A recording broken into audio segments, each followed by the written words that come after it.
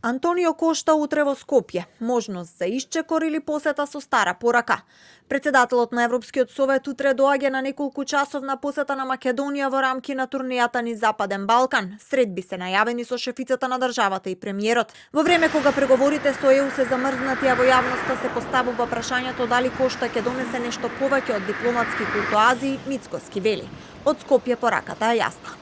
Нашите ставови се јасни, поврзани со уставните измени и тука нема промена, затоа што од друга страна ние не гледаме било каков сигнал дека има промена во однесувањето, односно од страна на нашиот источен сосед. Ја жалам што тоа е така и се надевам во периодот кој што следи повеќе ќе зборуваме за решение отколку за проблем. Според експертите, посетата ќе биде церемонијална. Велат, владата има тесен простор за маневрирање, а од средбата со Кошта треба да се извлече максимумот. Ние многу чести посети на европски челници во изминатите неколку месеци не сме искусила.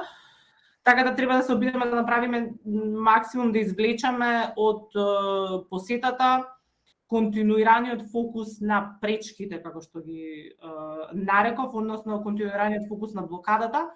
На политичко ниво од наша страна не остава многу простор ни за маневар, ни за исчекор напред во многу други области. Така да поради тоа, повторно би рекла, мислам дека веројатно е шанса во која што можеме да почнеме попозитивно да ја градиме приказната.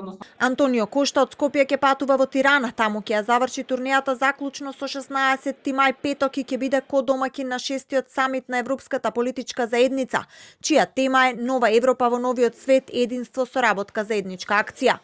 Тирана и Скопје беа во ист европски пакет, заеднички го пресекоа и европскиот колач во јули 2022-та. 2 години подоцна Албанија ги стартува преговорите по кластер, а Скопје остана блокиран поради уставните измени.